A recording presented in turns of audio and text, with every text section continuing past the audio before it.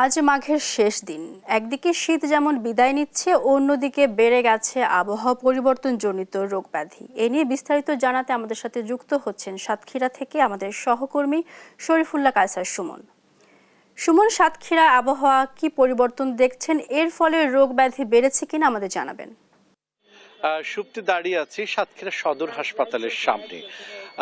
ঋতু পরিবর্তনের ফলে দেখা দিচ্ছে বসন্তের যে আবহাওয়া, বসন্তের আবহাওয়ার সাথে সাথে গরমও দেখা দিয়েছে। ইতিমধ্যে কিন্তু ঋতু পরিবর্তন জনিত রোগ শুরু হয়ে গিয়েছে। আমরা হাসপাতালে সকাল থেকে এখানে উপস্থিত আছি।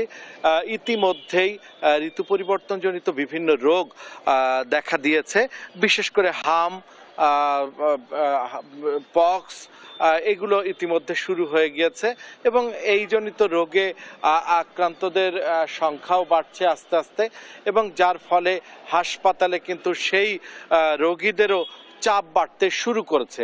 এর মধ্যে সমস্যা দেখা দিয়েছে, ঋতু পরিবর্তন জনিত রোগ যেমন দেখা দিয়েছে, তেমনি এখানে হাসপাতালে চিকিৎসকের সংকট দেখা দিয়েছে, যার ফলে এই শীত চলে যাচ্ছে, কষ্ট বাড়ছে, কিন্তু চিকিৎসক নেই। এইরকম একটা পরিস্থিতি। সাতক্ষীরার যে আবহাওয়া পরিবর্তনে মানুষের দুর্ভোগ বেড়েছে, কষ্ট বেড়েছে, চিকিৎসাহীনতায় ভুগছে। এই ছিল সাতক্ষীরার আবহাওয়া পরিস্থিতির সর্বশেষ। দর্শক, আমরা ফিরে যাচ্ছি এখন স্টুডিওতে। সুমন, আপনাকে ধন্যবাদ।